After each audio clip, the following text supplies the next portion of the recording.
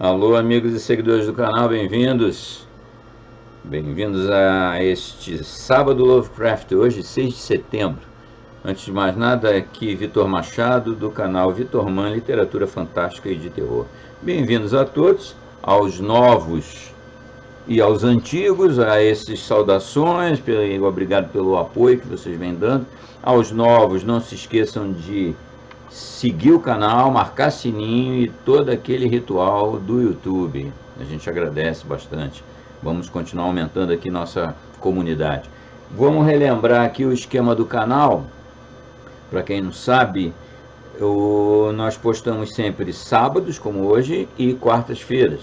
Nas quartas-feiras é dia de interlúdios de terror, que eu chamo, são os grandes clássicos do terror, como foi na quarta passada, né? No dia 3 nós iniciamos mais um projeto especial narrando o grande, o icônico, o maravilhoso, incrível romance Frankenstein, de Mary Shelley. A gente postou primeiro, foi bastante interessante, bastante bem recebido, e vamos seguir com mais 7 postagens nas próximas 7 quartas-feiras. E se vocês olharem aí nos cards, vocês vão encontrar lá no final da postagem, vocês vão encontrar os links para muitas outras postagens. Nós já temos mais de 500 vídeos subidos aqui no YouTube, tem para todos os gostos.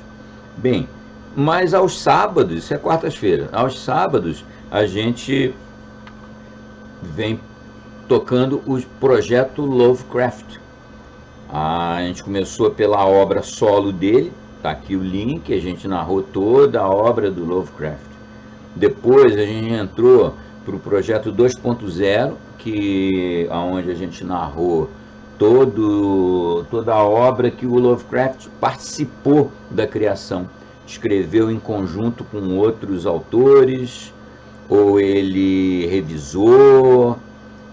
Postamos também a obra poética dele, tudo isso está dentro do link aqui, Projeto Lovecraft 2.0. E a partir já desse ano, a gente começou o 3.0.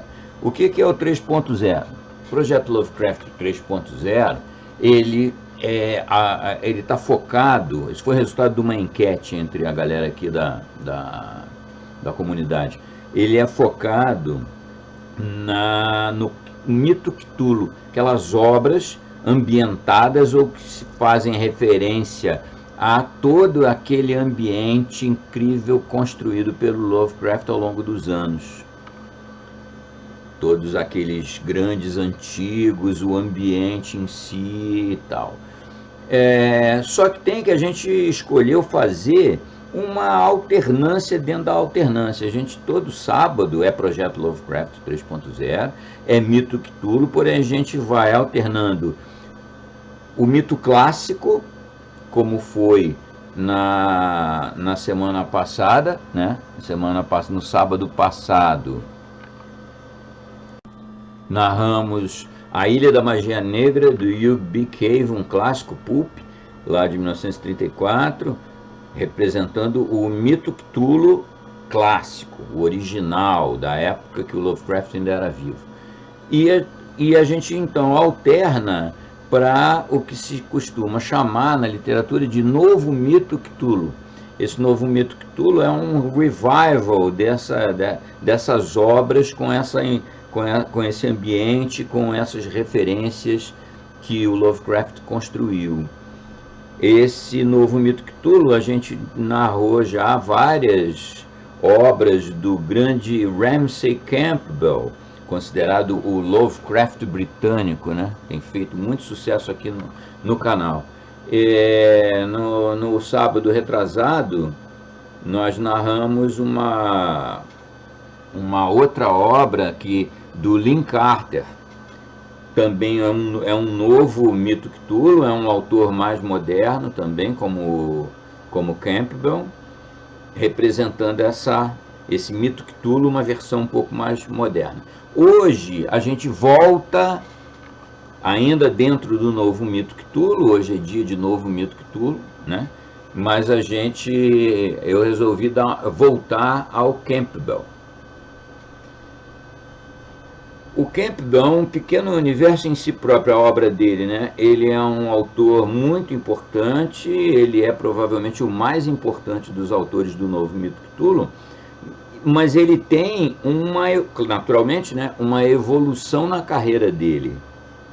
Ele teve 2 antologias que me foram enviadas assim de forma muito legal, muito simpática pelo seguidor do Simulacro. Ele me mandou 2 antologias do inicinho da carreira do Campbell, que são o Habitante do Lago e outros hóspedes indesejados, e o Cold Print. Essas 2 antologias foi o início da carreira dele, são obras muito referenciadas até no estilo do Lovecraft, e foi dali que a gente tirou a maioria dos contos. Tem aqui a playlist do Ramsey Campbell para vocês darem uma olhada. A gente tirou várias dessas histórias dessas 2 antologias iniciais. E tem uma antologia mais moderna, que é o Demônios à Luz do Dia, de onde eu tirei, por exemplo, a última postagem do Campbell aqui do canal, que é os parágrafos de Franklin. Tá tudo na playlist Campbell. Vale a pena vocês... A minha intenção ao fazer postagens dessas diversas antologias é mostrar a evolução da obra dele. Acho que ficou bastante claro. Conforme o tempo passa, ele vai adquirindo um estilo, um formato muito mais próprio, pessoal, mais Campbell e menos Lovecraft, apesar de se manter na referência ao mito Cthulhu. Hoje eu volto lá para o início. Vou pegar uma obra da primeira antologia dele, né, O Habitante do Lago e Outros Hóspedes Indesejados, porém ela é diferente das anteriores que a gente já postou. Chama-se Insetos de Chagai. É um típico texto de horror cósmico. Eu não vou dar mais detalhes porque não é que seja spoiler, mas vocês vão ouvir daqui a pouquinho, daqui a uns minutos, vocês vão ouvir esse conto. Antes de seguir adiante, eu aproveito para pedir para vocês aquelas coisas que todo mundo sempre pede no YouTube, porque de fato faz a diferença. Dá um impulso no canal, é muito importante para a manutenção do projeto. Likes, hype no fim, compartilhamentos, entrar para membro se for o caso, se for possível, tem os benefícios de entrar para membro do canal. E, particularmente, para mim, eu gosto muito dos comentários que vocês colocam aí. A coisa que mais me estimula aqui no canal é responder os comentários de vocês. Eu respondo virtualmente a todo e qualquer comentário que é feito. Bem, mas então, voltando aqui, hoje então vou com Insetos de Chagai. É uma obra que saiu nessa antologia de 64, e ela é um puro e simples texto clássico de horror cósmico. E é similar, ela lembra muitas das obras do Lovecraft, porque a intenção era essa exatamente, né? Tem as referências aos grandes antigos, no caso específico dessa, ao Azathoth, mas o Azathoth, como todo grande antigo, ele está lá por trás, como pano de fundo. A história em si lida com outras criaturas e vocês vão ver. É puro horror cósmico. Um conto bem bacana, bem legal, que eu tenho certeza que vocês todos vão gostar.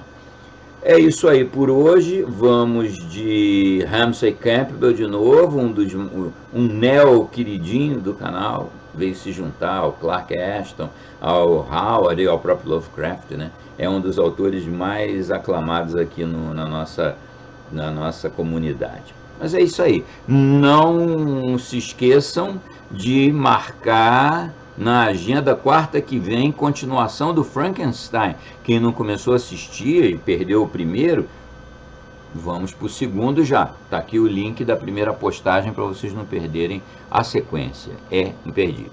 Abraço a todo mundo, saudações, fiquem bem, vamos lá. Os Insetos de Chagai. Ramsay Campbell, como sempre ambientado naquela Inglaterra fictícia, emulando a Arkham do Lovecraft, o Vale do Severn. Abraço, fiquem bem. Os Insetos de Shagai, 1964, por Ramsay Campbell. Talvez fosse melhor se eu me divertisse o máximo possível nas próximas horas, mas, de alguma forma, sinto-me obrigado a escrever alguma explicação para meus amigos, mesmo que eles não acreditem. Afinal, não estou realmente deprimido, é só porque não devo estar vivo depois do pôr do sol que cortarei meus pulsos. Certamente meu leitor já sentirá incredulidade, mas é bem verdade que minha existência contínua pode ser um perigo para toda a raça humana. Mas chega, contarei minha história desde o início. Quando bebo, costumo ser presunçoso e intolerante, de modo que quando fiquei no hotel no centro de Bristol, decidi me controlar, ficar longe do bar, se possível. Mas um dos residentes, um professor de meia-idade que lia muito, tinha ouvido falar de Ronald Shea e gostou bastante de alguma das minhas histórias de fantasia. Foi assim que ele me levou ao bar, com a promessa de que me contaria todas as lendas do Vale do Severn, que poderiam formar enredos para histórias futuras. As primeiras histórias serviriam para me deixar um pouco embriagado, e então, de repente, ele começou uma que não me parecia uma história de bruxas comum. No final, fui forçado a admitir que era, pelo menos, original.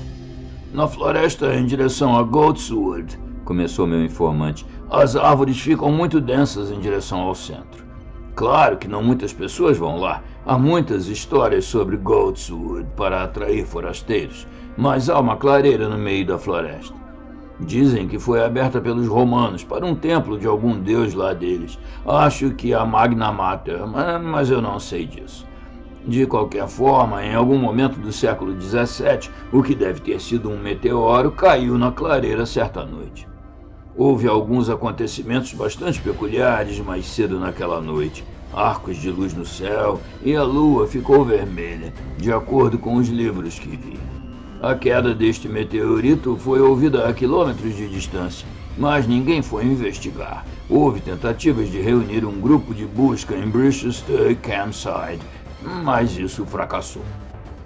Pouco tempo depois, as pessoas começaram a ir para lá, mas não pessoas normais. O coven local fez dele seu ponto de encontro. Em noites rituais, eles consumavam a missa negra lá e faziam sacrifícios de sangue. E logo os camponeses começaram a dizer que as bruxas nem adoravam mais Satanás, elas adoravam o meteorito. É claro que os clérigos locais disseram que a coisa provavelmente tinha sido enviada do inferno de qualquer modo. Ninguém poderia realmente dizer que tinha visto esses ritos na clareira, mas muitos deles ainda diziam que algo saiu do meteoro em resposta às orações das bruxas. Então alguém desceu até a clareira, muito depois de Matthew Hopkins ter encontrado o coven e os executado. Era um jovem que visitou a clareira à luz do dia, fazendo uma aposta. Ele não voltou antes de escurecer, e os outros começaram a ficar preocupados. Ele só voltou depois do amanhecer na manhã seguinte, e a essa altura já estava completamente incoerente. Correu gritando para Bristol e eles não conseguiram arrancar nada dele. É aí que termina, eu acho, interrompi. Alguém vê um horror sem nome e nunca consegue contar a ninguém o que viu. O senhor está enganado, Sr. Shea, contradisse o professor. Este homem se acalmou gradualmente, embora por alguns dias tenha ficado tão quieto que eles temeram que ele tivesse ficado mudo. Finalmente ele se acalmou o suficiente para responder perguntas, mas muita coisa ficou sem explicação. Claro, como você disse, aparentemente ele estava arando a parte mais densa da floresta quando ouviu algo o seguindo pela trilha. Passos muito pesados, ele disse, com uma espécie de som metálico. Bem, ele se virou, mas havia uma curva na trilha que bloqueava sua visão. No entanto, o sol brilhava no caminho e projetava a sombra de algo que devia estar logo depois da curva. Ninguém sabe exatamente o que era. O homem apenas disse que, embora fosse quase tão alto como uma árvore, não era uma árvore, e estava se movendo em sua direção. Suponho que ele a teria visto em um instante, mas não esperou por isso. Correu na direção oposta. Deve ter corrido por um bom tempo, eu acho, porque acabou na clareira mal assombrada. O último lugar que ele teria escolhido. Essa é a parte que mais me interessa. O sol estava quase se pondo, e talvez isso tenha dado um toque ainda mais sinistro à cena. De qualquer forma, naquela clareira na floresta, ele viu um cone de metal no centro. Era feito de um mineral cinza que não refletia e tinha mais de 9 metros de altura. Havia uma espécie de alçapão circular de um lado, mas do outro haviam relevos esculpidos. Presumivelmente ele estava com medo de se aproximar, mas finalmente se aproximou. Em um dos lados do espaço havia uma pedra comprida com uma cavidade retangular escavada no topo. Estava cercada por pegadas humanas e havia sangue seco na cavidade. Receio que tenha havido um outro hiato. Ele jamais descreveria aquelas esculturas no cone, exceto para dizer que algumas representavam a coisa que ele quase vira no caminho, e outras eram, bem, de outras coisas. De qualquer forma, ele não as olhou por muito tempo, mas deu a volta pelo outro lado para olhar o alçapão. Não parecia ter nenhuma fechadura ou meio de abrir, e ele o estava estudando. Então, uma sombra o cobriu. Ele olhou para cima. Era apenas o sol finalmente se pondo, mas isso desviou sua atenção do alçapão. Quando olhou para trás, ele estava aberto, e enquanto observava, ouviu um ruído pulsante em algum lugar acima dele, na ponta do cone. Ele disse que achou que havia uma espécie de farfalhar seco lá dentro, se aproximando. Então viu uma forma rastejando para fora da escuridão dentro do alçapão. É mais ou menos isso. Como assim? É só isso? Eu disse incrédulo. Mais ou menos sim, concordou o professor. O homem ficou muito incoerente depois disso. Tudo o que posso saber é que ele disse que o objeto lhe contou sobre sua vida e o que queria. A lenda sugere algo mais, na verdade. Fala dele ter sido arrastado da Terra para outros universos, mas eu não saberia dizer. Ele supostamente aprendeu a história desses seres no cone, e parte do que é transmitido na lenda é notavelmente incomum. Ao nascer do sol, os guardiões do dia, é assim que são chamados na história, aparecem, seja para alertar as pessoas para longe da clareira, ou para levá-las para lá, não sei qual. Eram aquelas criaturas que projetavam a sombra que ele viu no caminho. Por outro lado, depois de escurecer, os outros saem do cone. Havia muito mais coisas que lhe foram ditas, mas a coisa toda é muito vaga. Sim, é vago, não é? Concordei significativamente. Muito vago. Horrores horríveis demais para serem descritos, hein? É mais provável que quem pensou nisso não tenha tido imaginação suficiente para descrevê-los quando chegou a hora. Não, desculpe, não poderei usá-lo. Teria que preencher demais se o fizesse. A coisa nem sequer se baseia em fatos, obviamente. Deve ser invenção de um dos moradores locais. Você pode ver as inconsistências. Se todos estavam com tanto medo desta clareira, por que este homem de repente se levantou e entrou nela? Além disso, por que a coisa é tão explícita a ponto de atingir algum horror concreto? Bem, Sr. Shi, comentou meu informante, não me critique. Diga ao Sam, ele é um dos moradores locais que sabe sobre essas coisas. Na verdade, ele me contou a lenda. Ele indicou então um velho caipira bebendo uma caneca de cerveja no bar que eu havia notado nos observando durante toda a conversa. Ele então se levantou do banco e sentou-se à nossa mesa. Zua, protestou nosso novo companheiro.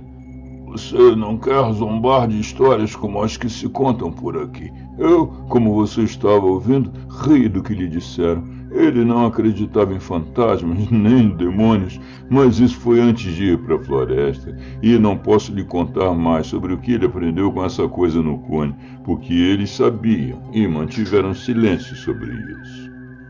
Essa não é a única história sobre a clareira na floresta, interrompeu o professor. Esse culto de bruxas que realizava suas reuniões lá tinha seus motivos. Ouvi dizer que eles obtinham algum benefício definitivo com suas visitas, algum tipo de prazer estático, como aquele que se obtém ao usar drogas. Tinha algo a ver com o que aconteceu com o homem quando ele entrou, sabe? Quando ele pareceu entrar em um outro universo. Mas além disso, não posso lhe contar mais nada. Existem outras histórias, mas ainda mais vagas. Um viajante que se desviou para lá em uma noite de luar viu o que parecia ser um bando de pássaros saindo da clareira. Mas ele olhou novamente e, embora essas coisas fossem do tamanho de pássaros grandes, eram algo bem diferente. Muitas pessoas viram luzes se movendo entre as árvores e ouviram uma espécie de pulsação à distância. E uma vez encontraram alguém morto em uma trilha na floresta.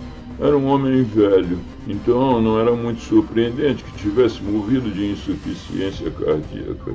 Mas era o jeito. Ele tinha uma aparência peculiar. Ele olhava com absoluto horror para algo no caminho. Algo havia cruzado o caminho logo à frente do cadáver, e o que quer que fosse, devia ser o suficiente para parar o coração de um homem. Tinha quebrado galhos a mais de 4 metros do chão ao passar. Estávamos todos conversando há tanto tempo que não percebi o quanto havia bebido. Foi certamente com coragem alcoólica que me levantei, enquanto meus 2 companheiros me olhavam espantados. Na porta da escada, virei-me e, sem pensar, declarei: tenho alguns dias de sobra aqui, e não pretendo ver todos vocês aterrorizados por essas superstições tolas. Vou para a floresta amanhã à tarde, e quando encontrar essa formação rochosa a qual vocês tanto temem, vou cortar um pedaço e trazer de volta, para que possa ser exibido aqui no bar. A manhã seguinte trouxe céu sem nuvens, e até o meio-dia fiquei feliz pelo tempo não poder ser interpretado como um mau presságio pelo estalajadeiro ou pessoas semelhantes. Mas por volta das 2 horas da tarde, a névoa começou a se instalar sobre a região.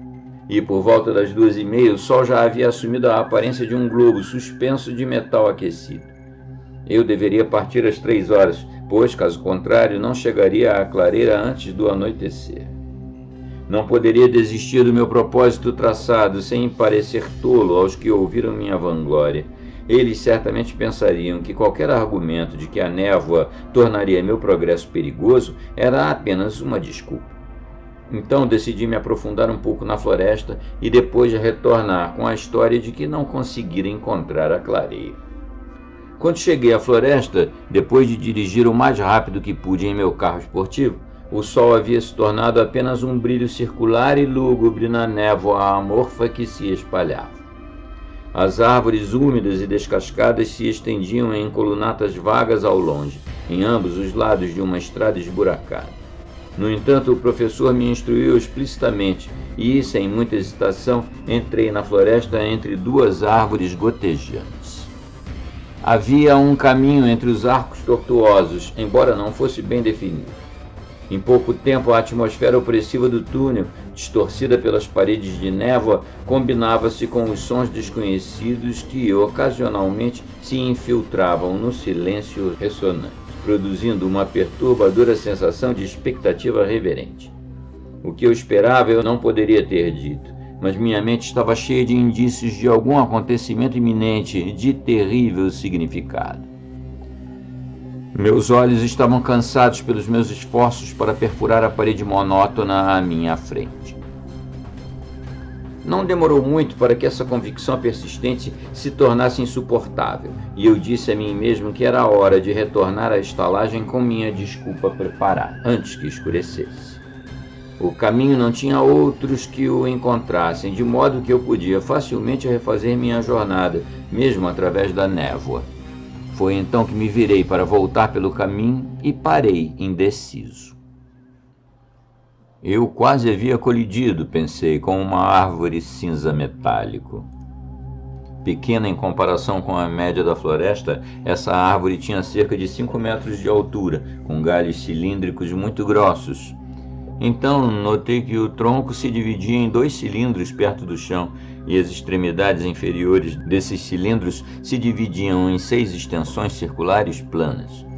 Isso poderia ter sido apenas uma distorção natural, e tal explicação também poderia explicar o estranho arranjo dos galhos em um círculo regular, bem no ápice do tronco. Mas não consegui encontrar uma explicação natural quando os galhos mais próximos de mim de repente se estenderam em minha direção, agarrando-se a mim, e do topo do que eu havia tomado por um tronco ergueu-se uma oval, sem características, inclinando-se em minha direção, revelando um orifício aberto no topo. A névoa girava ao meu redor enquanto eu corria às cegas pela trilha, que deslizava sob meus pés e se serpenteava em pontos imprevisíveis.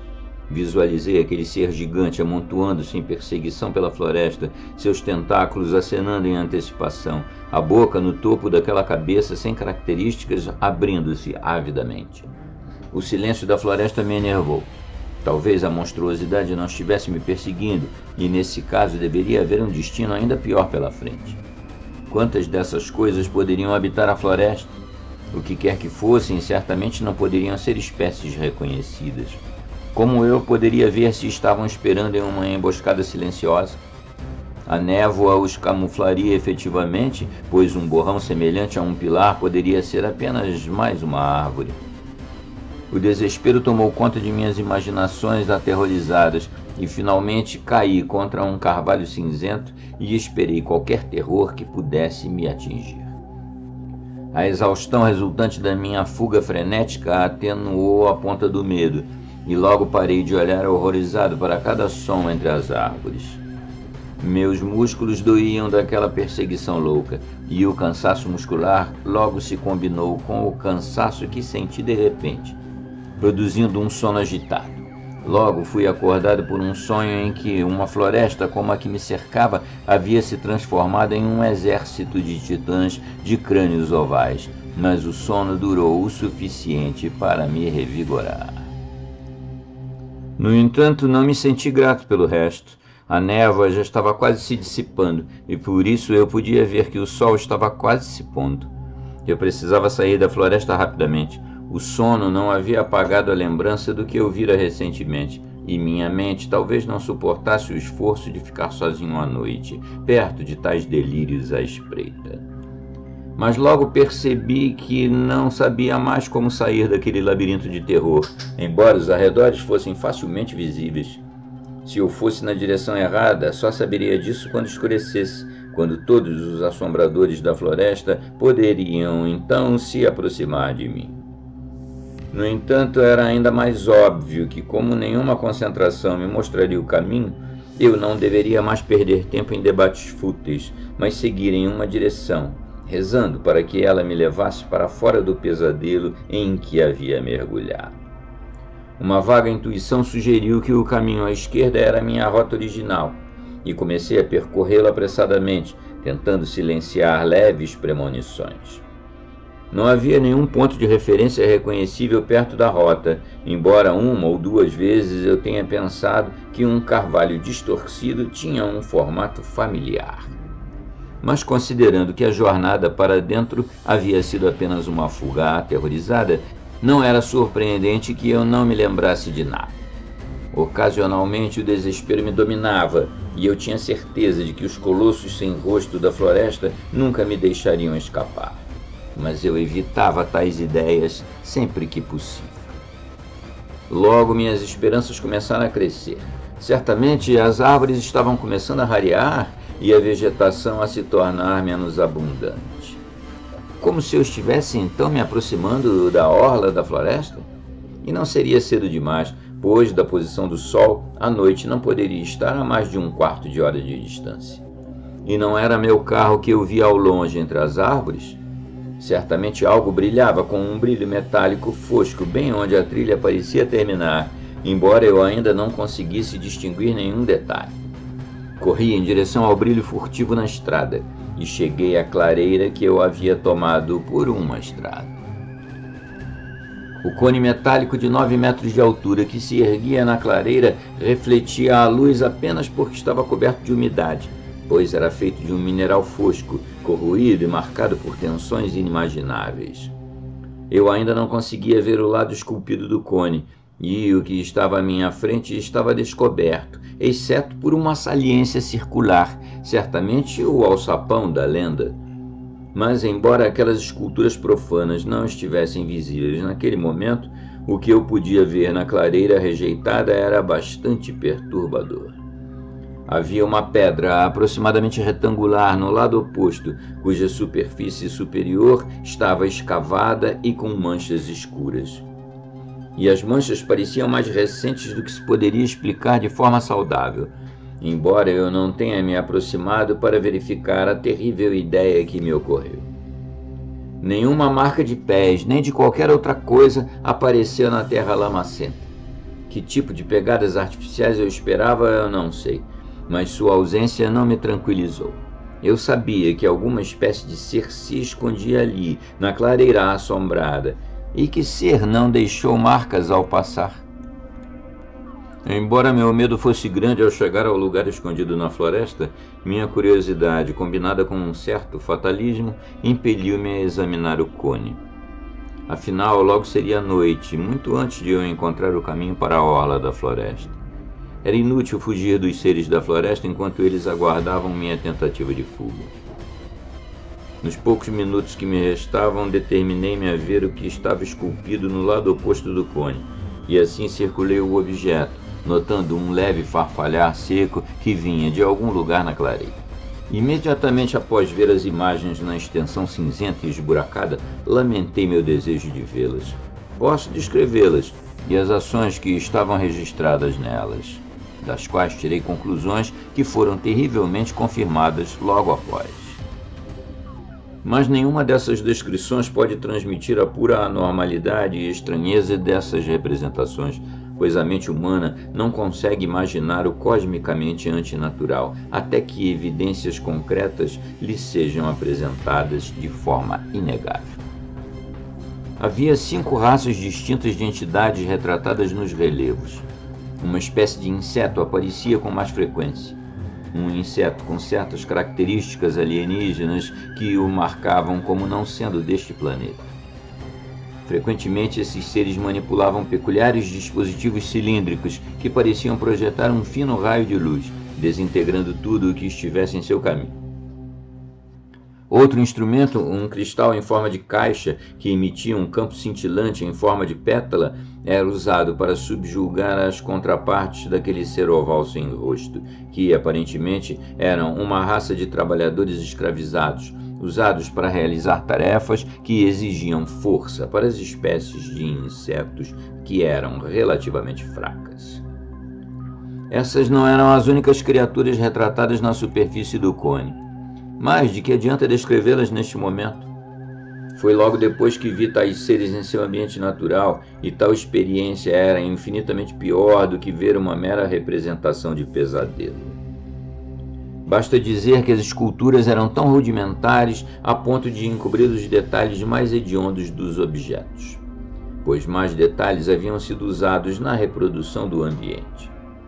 Os 2 sóis que orbitavam incessantemente sobre as cenas eram surpreendentemente realistas, embora por pura estranheza, nem mesmo isso pudesse se igualar à cena real.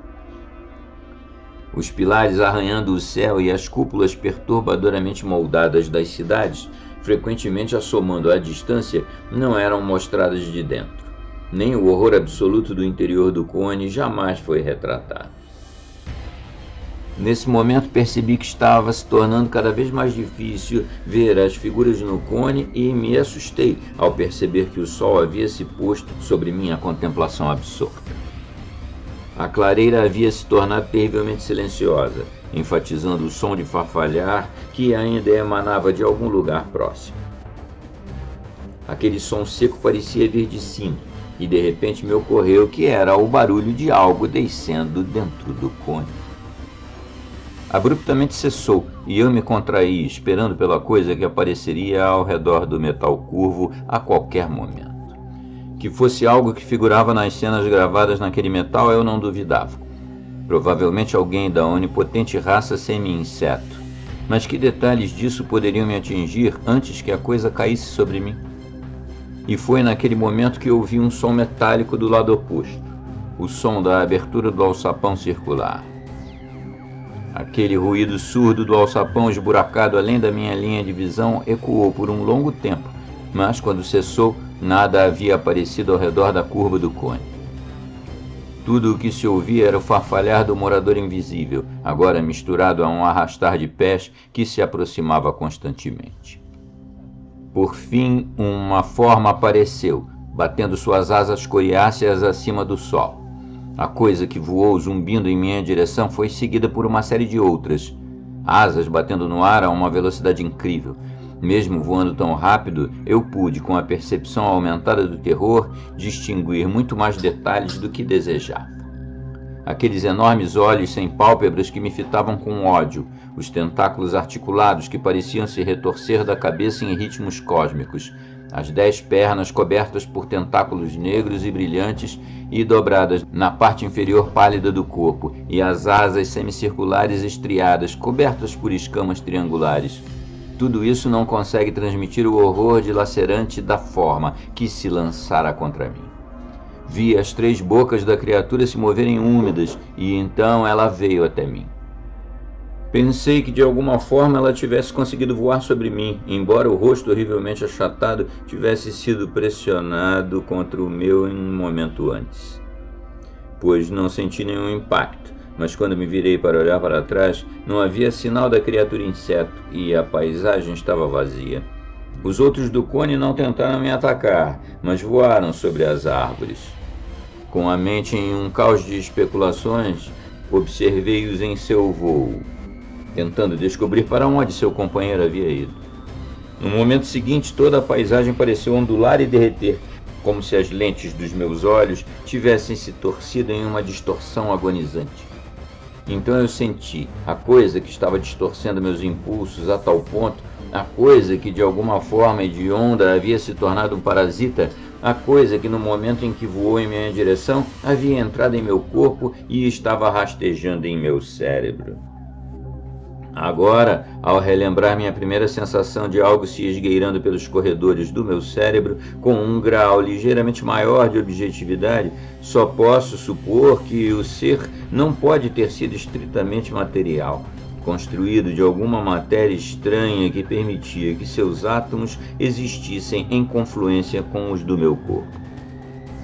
Mas então eu não conseguia pensar em nada além do parasita assustador que rastejava, onde meus dedos em garra não conseguiam alcançar. Só posso tentar falar das outras ocorrências daquela noite com algum grau de coerência, pois minhas impressões depois disso se tornaram um tanto confusas. Deve ter sido porque minha mente estava se acostumando ao objeto profano em meu crânio, pois, por mais inacreditável que pareça, em pouco tempo eu considerei esse estado perfeitamente normal. O ser estava afetando meus próprios processos de pensamento, e mesmo enquanto eu estava diante do cone, a criatura inseto despejava suas memórias em mim. Pois, à medida que a paisagem se desfazia ao meu redor, comecei a ter visões.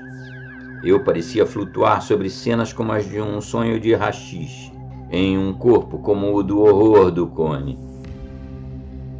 Os mundos nadaram para fora da escuridão pelo que pareceu uma eternidade. Eu vi coisas de uma hediondez indescritível e não conseguia fugir da visão delas. E à medida que a coisa se apoderava de mim, comecei a ver cenas reais da vida do ser que me ocupava.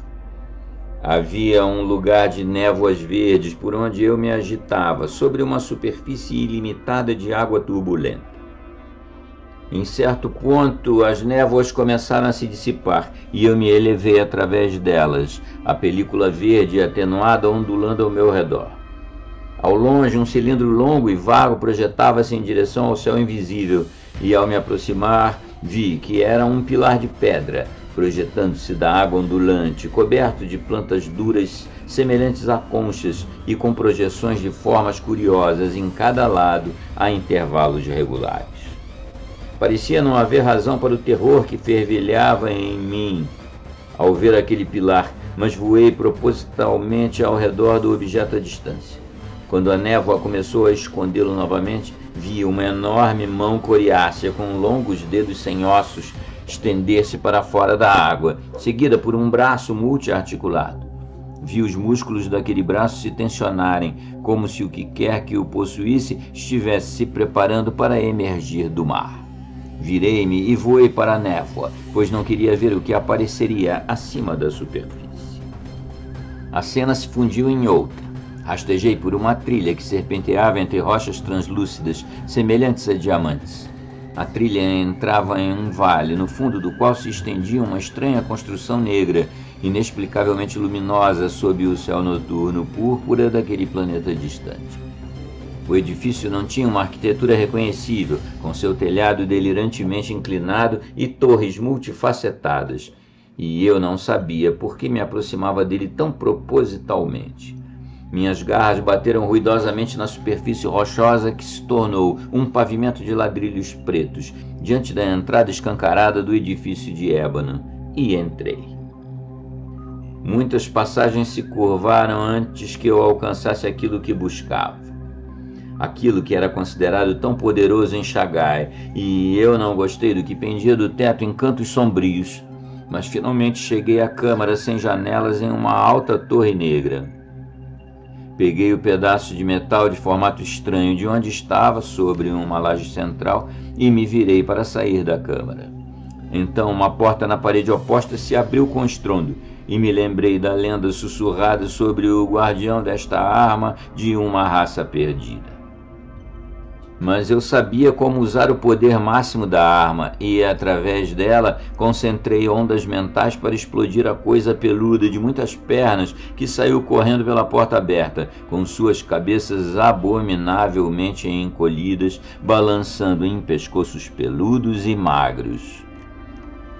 Então voei da torre assombrada e sem luz, aterrorizado, agarrando a arma de metal. Pois, ao olhar para trás, vi a coisa de muitas cabeças, com todas as pernas de um lado do corpo queimadas, ainda se arrastando para o lado atrás de mim. Mais uma vez a visão ondulou e mudou. Eu estava sobre uma laje alta de plástico lindamente polido, cercado por fileiras dos seres mais nauseantes que se possa imaginar. Eram coisas ovais, bípedes, anãs, com apenas 60 centímetros de altura, sem braços nem cabeça, mas com uma boca cinza e úmida, escancarada no centro do corpo, feita de uma polpa branca e esponjosa. Estavam todos prostrados em atitude de adoração diante de mim, sobre o fungo que parecia compor o solo em uma sólida camada gelatinosa do lado deles da laje. O meu lado daquela laje era rocha nua, coberta por enormes construções atarracadas de um verde esmeralda escuro, do mesmo material da laje. Essas, eu sabia, haviam sido construídas por uma raça diferente das coisas brancas e polpudas, e provavelmente anteriores a elas. Os seres que veneravam minha dureza não conseguiam trabalhar tal material, nem mesmo tocá-lo, mas viviam em tocas repulsivamente úmidas no fungo. De fato, enquanto eu observava, um deles se aproximou demais do estrado sobre o qual eu estava e, ao fazê-lo, arrancou uma parte de si mesmo, úmida como uma esponja, que rapidamente apodreceu onde estava. Outra cena passou diante de mim. Deslizei sobre uma planície coberta de colossos representando figuras humanoides nuas, em várias atitudes bestiais, cada estátua com pelo menos 30 metros de altura. E, ao redor de todas elas, havia algum detalhe hediondo que eu não conseguia identificar. Não gostei das pegadas enormes que se estendiam entre as figuras lascivas. Não gostei ainda mais dos ossos perturbadoramente ruídos de enormes animais espalhados pela planície, pois senti que conhecia a causa daqueles horrores e conhecia a anormalidade dos colossos. Se ao menos pudesse identificá-la. Então vieram aqueles passos pesados atrás de mim, assustadoramente próximos, e quando me virei e vi o que vinha atravessando aquele campo de esculturas profanas, eu sabia a resposta para ambas as perguntas. Era humanoide, quase, enquanto avançava pelo labirinto de estátuas, mas elevava-se acima das figuras de 30 metros. E a coisa atroz que vislumbrei enquanto fugia daquele santuário para acidentes cósmicos foi a falta de olhos do colosso vivo e a maneira como os cabelos do couro cabeludo cresciam nas órbitas onde deveriam estar os olhos. À medida que as visões começaram a me atingir em maior quantidade, elas adquiriram uma conexão mais definida, e não demorou muito para que eu percebesse que o que agora estava sendo colocado em meu cérebro era uma espécie de história da raça dos insetos. Talvez a parte mais horrível da história fosse a maneira como eu encarava os eventos e cenas agora apresentados a mim. Não com o horror e a repulsa de um ser humano, mas com a mesma observação impessoal do inseto parasita. À medida que as crônicas da raça passavam pela minha mente, eu era, para todos os efeitos, o inseto que havia se tornado parte de mim. Escrevo isso agora com mais emoção do que quando vivenciei as memórias daquele ser, e esse pensamento me enche de mais terror do que as próprias memórias. Foi assim que aprendi a história da raça dos insetos, e é assim que escrevo agora o que aprendi. E o horror ainda pode ser provocado em mim por pensamentos sobre o que os insetos de Shagai ainda podem fazer nessa terra. Os seres, descobri, vieram originalmente de Shagai, um globo muito além do alcance de qualquer telescópio terrestre, que orbitava um sol duplo na borda do universo. Neste planeta, eles construíram suas cidades, cheias de domos globulares para suas habitações e torres daquele metal cinzento que compunha o cone. Os edifícios principais eram quase todos globulares, acessados por um orifício sem porta no topo de cada um, através do qual os insetos podiam voar. Mas havia um edifício importante que não era globular, mas piramidal, o templo no centro de cada cidade. E os pensamentos do ser tornaram-se estranhamente reticentes quanto ao assunto deste templo, onde todos os habitantes iam para adorar em horários rituais, pois nunca consegui me lembrar do que era adorado dentro daquela pirâmide de metal cinza. O único fato que se tornou aparente foi que, por incrível que pareça, o inquilino do templo era um ser vivo, mas de alguma forma era o mesmo ser em todos os templos. A vida dos seres das cidades cinzentas não seguia um padrão definido, exceto por certas observâncias. Eles deixavam seus domos quando a ofuscante luz esmeralda dos 2 sóis subia acima do horizonte, e enquanto um grupo de sacerdotes, geralmente evitado, voava para o templo, o restante cuidava de seus negócios pessoais. Ninguém precisava comer, viviam da fotossíntese dos raios verdes da estrela dupla. E assim visitavam outros planetas em busca de novas anormalidades em que, em sua perversão, pudessem apreciar esteticamente. Na época do nascimento do meu informante, a raça, sem precisar trabalhar, havia mergulhado em um estado abismal de decadência. Enquanto em Shagai torturavam raças escravas de outros mundos por prazer, e quando em outros planetas buscavam os locais mais terrivelmente assombrados para contemplar seus horrores, passatempo com o qual as memórias primitivas do ser inseto haviam se ocupado. Havia outra prática dos insetos que não fora então totalmente revelada, mas que, ao que parecia, estava conectada com o que praticavam no culto às bruxas em seu posto avançado na Terra. De qualquer forma, os seres haviam estabelecido postos avançados e construído cidades em muitos dos mundos exteriores, caso algo tornasse Shagai inabitável, pois já haviam tido experiência com o que poderia rastejar sobre a borda do universo e conquistar seu mundo antes disso. Portanto, estavam até certo ponto preparados quando uma catástrofe de fato devastou seu mundo, muitos éons antes de sua chegada à Terra. Mesmo na época em que visitei seu santuário, eles tinham muito pouca ideia do que realmente havia destruído Shagai. Eles tinham visto isso acontecer desde o início, mas só conseguiam explicar a causa vagamente. E tendo eu mesmo tido uma visão do que eles viram, não me surpreendi com a perplexidade deles. Foi ao amanhecer de um daqueles dias iluminados pela luz esmeralda que o objeto foi visto pela primeira vez. Acima do disco duplo no horizonte e aproximando-se lentamente do planeta deles, surgiu um estranho globo vermelho semi-esférico. As bordas eram indistintas, enquanto o centro era um ponto nitidamente definido de fogo carmesim.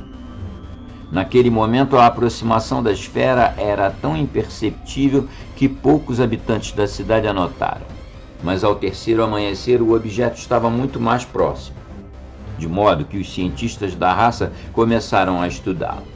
Eles decidiram, após muita especulação, que não se tratava de uma estrela ou planeta, mas de alguma espécie de corpo composto de substância não reconhecível.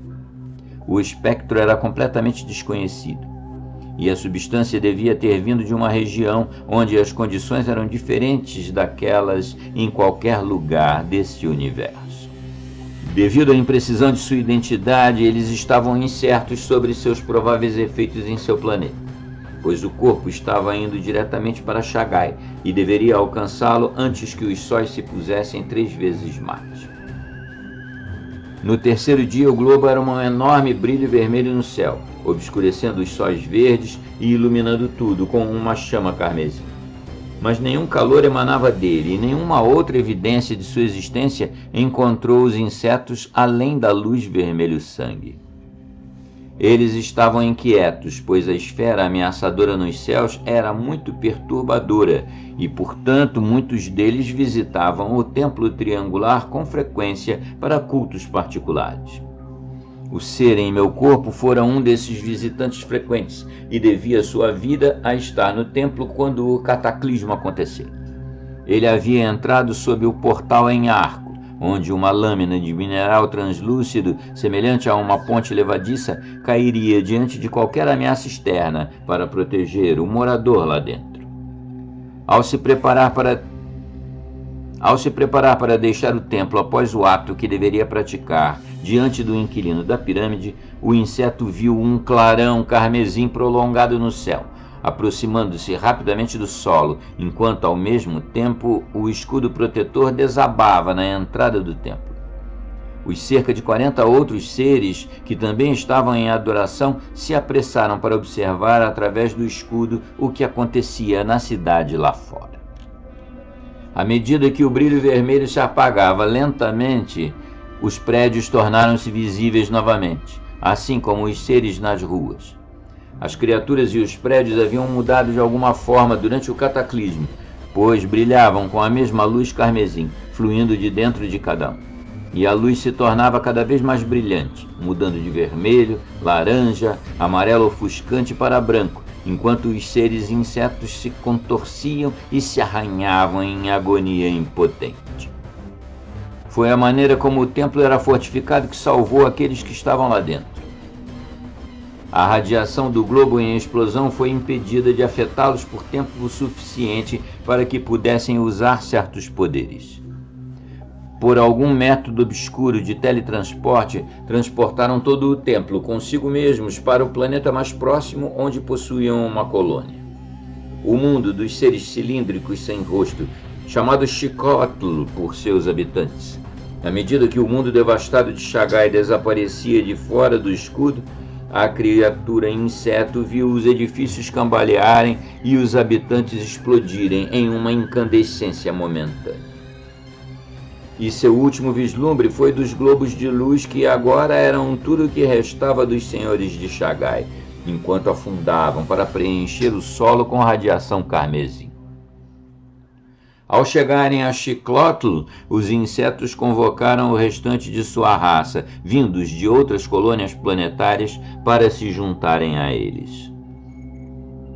Os horrores sem rosto do planeta foram escravizados pela nova raça dominante, e devido à grande força e pouca capacidade intelectual, foram impelidos a realizar todas as tarefas na construção da nova cidade dos insetos em Xicótl.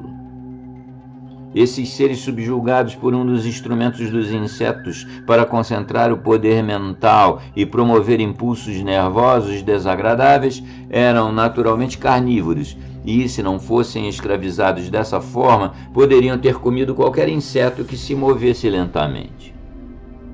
No entanto, foi relativamente fácil forçá-los a trabalhar e, sob seus esforços, a cidade rapidamente tomou forma. Os insetos não permaneceram em Xicótl por mais de 200 anos, durante os quais meu informante atingiu a maturidade. O motivo de sua partida foi algo sobre o qual ele preferiria não ter pensado em detalhes, tendo a ver com os escravos sem rosto e sua teologia um tanto primitiva. Eles acreditavam em uma lendária raça vegetal que habitava o fundo de um poço íngreme nas regiões mais remotas do país onde a cidade se situava. A religião da raça do planeta exigia que sacrifícios periódicos fossem escolhidos dentre a raça e se lançassem como alimento aos deuses plantas no poço. Os insetos não se opunham a essa prática, desde que não removesse tantos seres a ponto de recorrer à sua força de trabalho.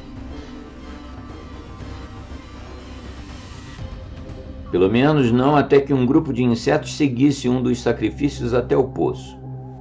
Depois disso, porém, a história que o grupo que retornava contou fez com que os mais supersticiosos, incluindo meu informante, teletransportassem o templo novamente, juntamente com alguns da raça de Xiclotl, como meio de trabalho, para um planeta no centro da galáxia vizinha. O ser inseto que despejava suas memórias em meu cérebro não tinha realmente visto o que ocorrera no poço. Então, não foi tão explícito como de costume, mas o que ele se lembrava de ter ouvido era certamente perturbador.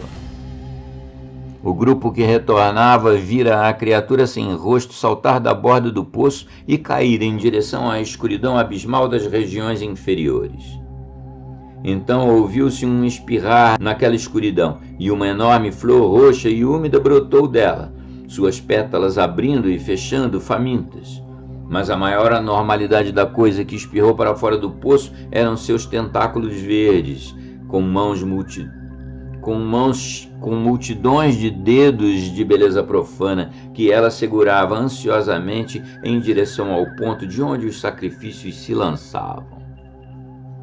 O templo estava posicionado ao lado, no centro de uma cidade naquele planeta, na galáxia vizinha. Um planeta desabitado, ao que parecia, que os colonizadores insetos chamaram de Tugon. Eles permaneceram ali pelo menos um ano, pois antes de completarem 10 meses, notaram uma diminuição constante no número de escravos no planeta e descobriram que os seres estavam desaparecendo após o anoitecer, embora nenhum jamais fosse visto saindo. Quando 2 seres insetos desapareciam em noites consecutivas, um grupo deixava a cidade no dia seguinte para procurá-los. E a alguns quilômetros da colônia, descobriram uma enorme extensão de terreno pantanoso, no centro do qual se encontrava uma vasta torre de pedra, da qual se desprendem pegadas sugestivamente recentes, que levavam a um objeto negro na borda do pântano. E quando o objeto negro foi visto como uma pilha organizada, composta pelas cabeças decepadas dos insetos, junto com seus corpos, e quando viram que toda a carne havia sido sugada pelo corte aberto onde as cabeças deveriam estar, o grupo não hesitou em retornar à cidade e exigir a rápida remoção do templo de Tugon. Após o abandono de Tugon, os insetos se estabeleceram em um planeta que os habitantes conheciam como Lgirx, e que é chamado de Urano aqui na Terra. Este mundo tornou-se o lar dos insetos por muitos séculos, pois a raça nativa de seres metálicos cuboides e multipernas não era abertamente hostil, mas permitiu que construíssem seu posto avançado habitual com o trabalho dos seres de Xiclotl. Eles construíram um novo templo, o antigo tendo se deteriorado com tantas viagens, e o moldaram em um formato cônico, construindo cuidadosamente o portão multidimensional que deve existir em cada templo para permitir a entrada daquilo que meu informante passou como aquilo de fora. A cidade floresceu e os seres nativos de Lgirx gradualmente passaram a aceitar os insetos como uma raça que governava o planeta em conjunto com eles. A única coisa com a qual os nativos se importavam era a adoração dos insetos ao hediondo deus Azathoth. Eles próprios eram adoradores da divindade relativamente insignificante Lrog, que conferia benefícios aos seus adoradores e exigia apenas um sacrifício anual, na forma da remoção das pernas de um nativo consciente. Os seres cuboides não gostavam das histórias vagas de atrocidades praticadas contra vítimas ainda vivas no templo cônico de Azathoth. E quando um grupo rebelde de nativos começou a visitar a cidade dos insetos para adorá-la, os anciões de Lgix sentiram que medidas deveriam ser tomadas para impedir tais infiltrações indesejadas em sua teologia. Mas, embora não temessem as armas da raça dos insetos, não gostavam de incorrer na ira do deus idiota e, por fim, decidiram não fazer nada. Alguns anos se passaram, durante os quais duas grandes sequências de eventos aconteceram. Enquanto um ódio constante crescia na maioria dos insetos pelos ritos obscenos de Azathoth e um desejo pelos rituais fáceis prescritos para os adoradores de Lrog começava a crescer, a rebelião entre os nativos tornava-se cada vez mais fervorosa em suas prostrações diante do novo Deus e em seu ódio por seu Deus natural. Finalmente, esses dois sentimentos se tornaram públicos ao mesmo tempo. Essa dupla revelação veio quando um grupo particularmente fervoroso de adoradores nativos de Azathoth violou um templo, destruindo todas as estátuas da divindade morcego de duas cabeças, Lrog, e matando 3 dos sacerdotes. Após ácido ter sido derramado nos cérebros dos ofensores, os principais sacerdotes de Lrog declararam que o templo de Azathoth deveria ser removido completamente do planeta, juntamente com seus adoradores de insetos, embora os insetos que se conformassem à religião planetária pudessem permanecer, se assim desejassem. Os nativos cuboides que se tornaram crentes no credo de Azathoth foram todos tratados da mesma forma que os ofensores originais, por exemplo. Restam apenas cerca de 30 da raça de Shagai no templo, mas teletransportando-a em uníssono, conseguiram trazê-la para um planeta próximo, a Terra. Fizeram uma materialização imperfeita na clareira perto de Goatswood, deixando a melhor parte do templo no subsolo e apenas 9 metros acima da superfície. No topo do cone viviam os insetos, enquanto na porção central ficavam os seres de Xicotl. Na porção inferior de 12 metros guardava-se aquilo que adoravam no templo. Durante o dia, os insetos adoravam o inquilino da porção secreta do templo, mas ao anoitecer saíam para realizar uma campanha insidiosa para hipnotizar indivíduos selecionados e atraí-los para a clareira. Desses indivíduos hipnotizados, formou-se o decadente culto às bruxas que cresceu ao redor do templo na clareira.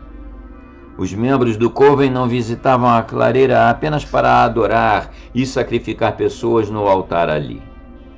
Eles foram até lá para experimentar o prazer obsceno de permitir que os insetos injetassem suas memórias em seus cérebros, o que desfrutavam da mesma forma que um viciado em drogas obtém prazer com seu delírio induzido. E naquele momento, Deus me ajude, eu estava experimentando as mesmas sensações e não fazendo nada para me livrar delas. À medida que o culto às bruxas crescia, os insetos começaram a traçar um plano. Enquanto no início eles apenas atraíam humanos para seu refúgio, a fim de explorar as perversões de seu subconsciente em busca de prazer, gradualmente chegaram à conclusão de que, se tratassem suas vítimas de maneira correta, se tornariam os novos governantes do planeta. Primeiro poderiam dominar os habitantes das áreas rurais próximas, e depois, como eles próprios propagaram, todo o planeta.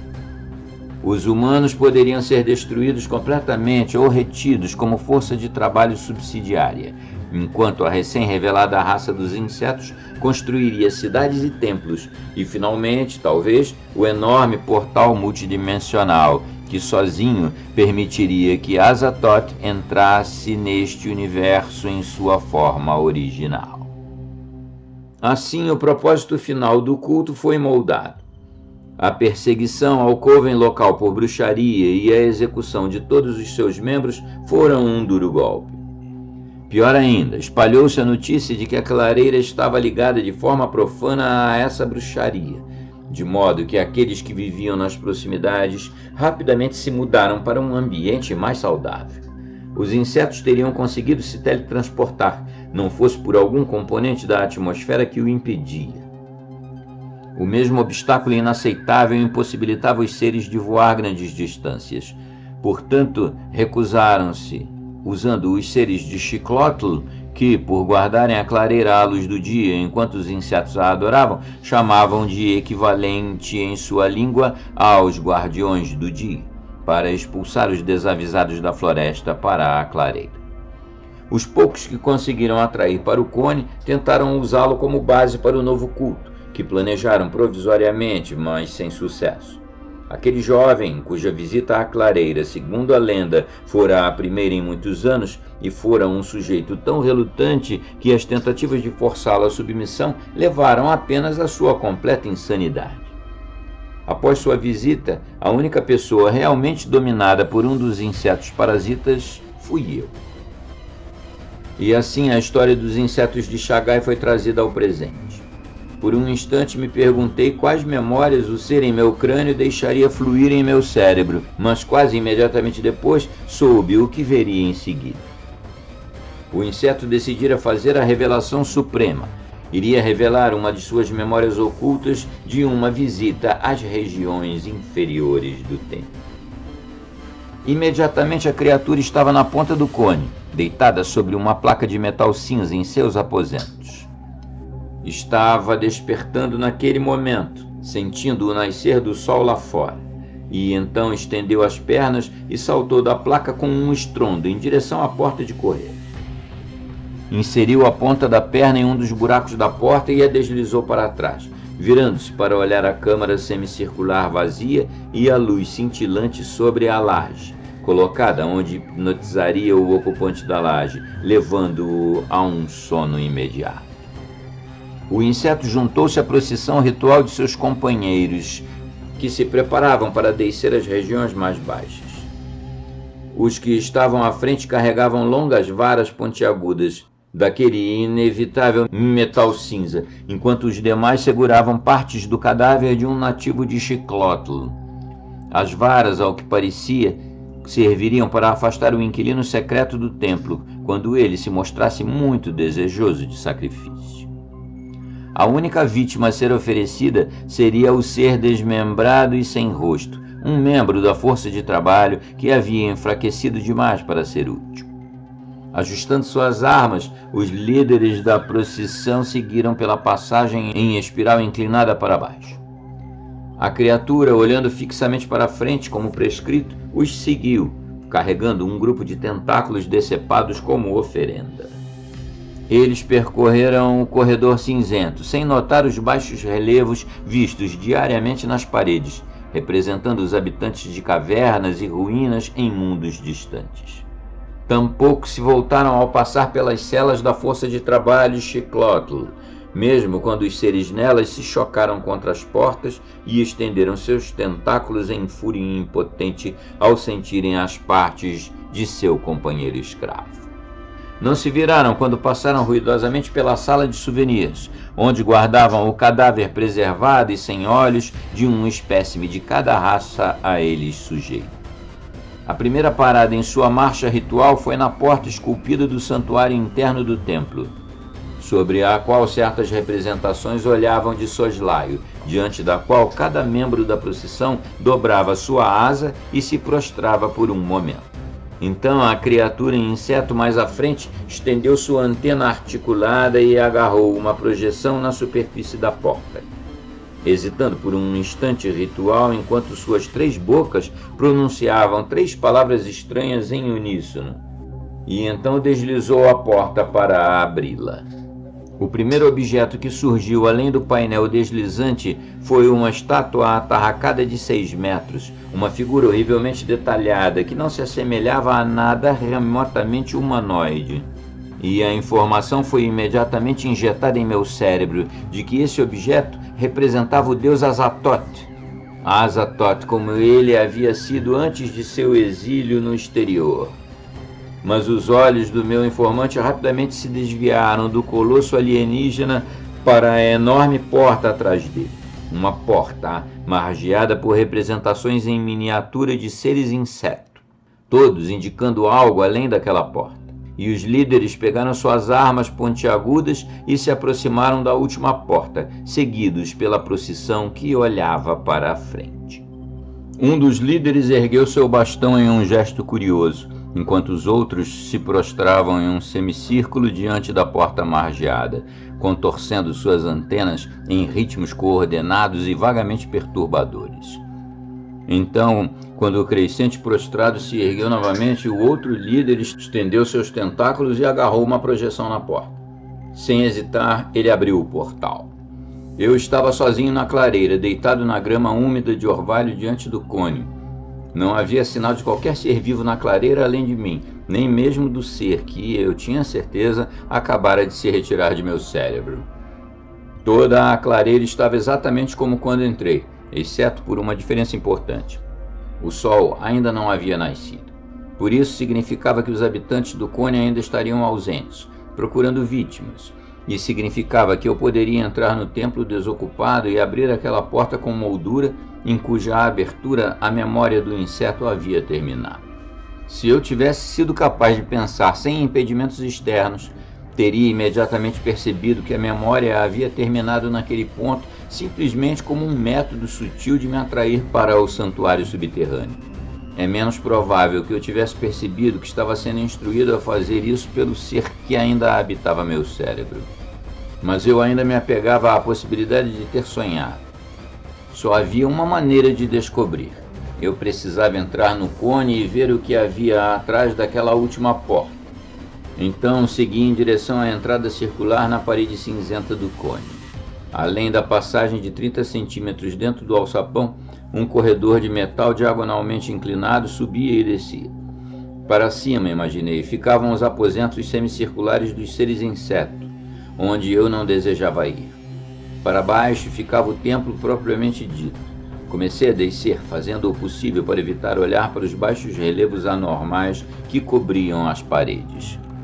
A passagem era menos iluminada do que parecia na memória do ser, de modo que, a princípio, não notei o ponto onde os baixos relevos terminavam e uma fileira de portas, contendo grades pesadas, começava. Só quando um tentáculo de metal cinza passou por uma grade e tremeu a poucos centímetros do meu rosto, é que percebi que ali estava a passagem das celas da força de trabalho Chiclótl. Encolhi-me, tremendo, e me esgueirei ao longo da parede oposta, assustado com os frequentes e furiosos esbarrões dos seres sem rosto contra as portas de suas celas, ansiando pelo fim da jornada. Finalmente passei pelo último portal trancado e continuei descendo a rampa em espiral.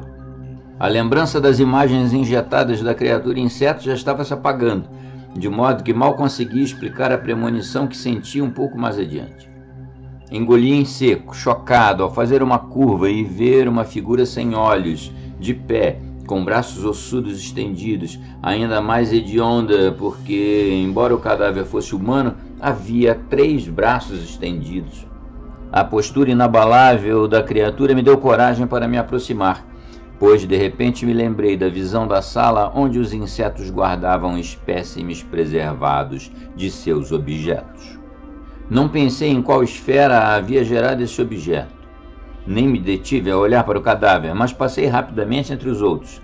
Tentei não desviar o olhar para o que se passava apressadamente, mas meus olhos persistiam em se desviar para as coisas.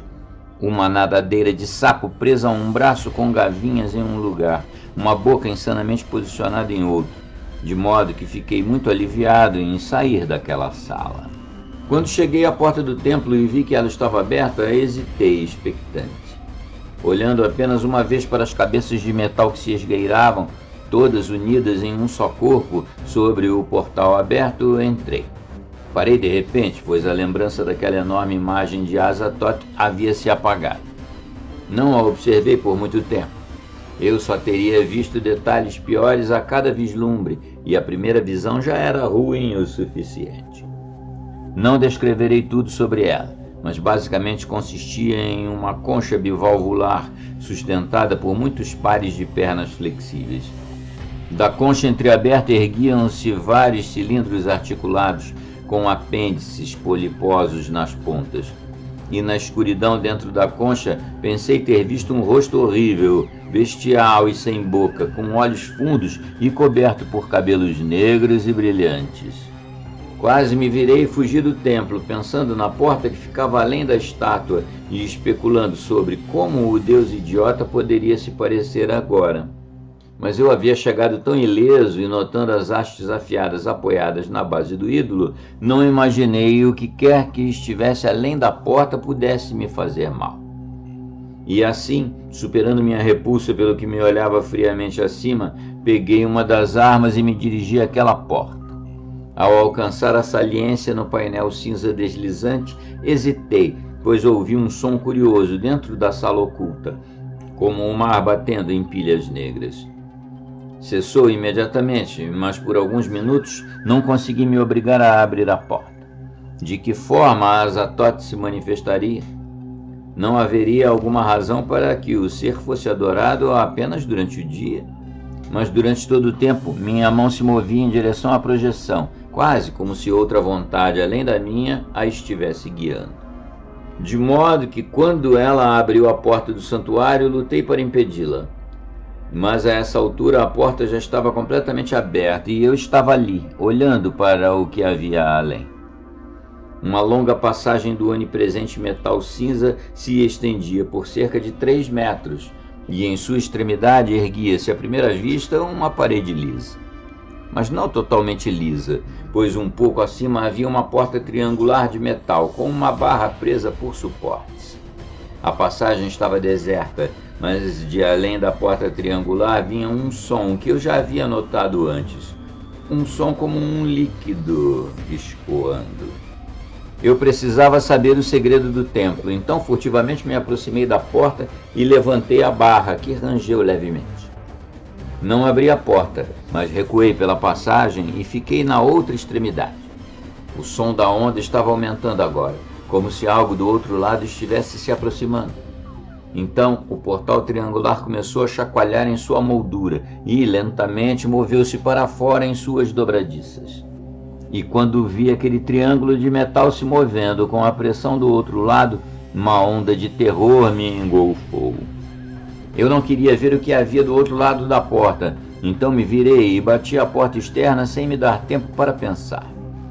No mesmo instante em que o fiz, um som áspero reverberou pelo corredor e a porta triangular se abriu com estrondo.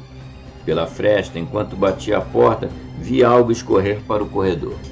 Uma forma cinza clara, expandindo-se e enrugando-se, que brilhava e tremia gelatinosamente enquanto partículas imóveis se soltavam. Mas foi apenas um vislumbre, e depois disso é apenas em pesadelos que imagino ver a forma completa de Azatoth. Fugi da pirâmide então. Era dia, e sobre as árvores, formas negras voavam para casa. Mergulhei pelos corredores de árvores, e em certo momento um dos seres de Xiclotl surgiu no meu caminho. O pior é que recuou ao me aproximar.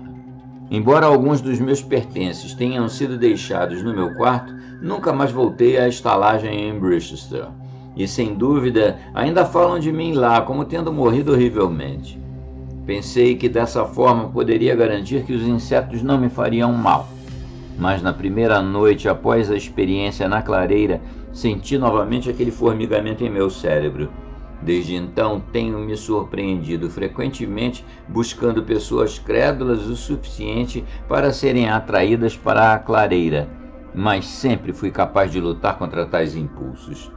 Não sei por quanto tempo conseguirei continuar lutando, e portanto usarei o único método para acabar com essa profana caça à minha mente. O sol já se pôs no horizonte, deixando apenas um brilho lúgubre que brilha na navalha sobre a mesa à minha frente. Talvez seja apenas a imaginação que me faz sentir uma agitação inquieta e ofuscante em meu cérebro. De qualquer forma, não devo mais hesitar. Pode ser que os insetos acabem dominando o mundo, mas terei feito tudo o que me for possível para impedir a libertação daquilo cuja forma um dia vislumbrei e que ainda aguarda impacientemente a abertura do portal multidimensional.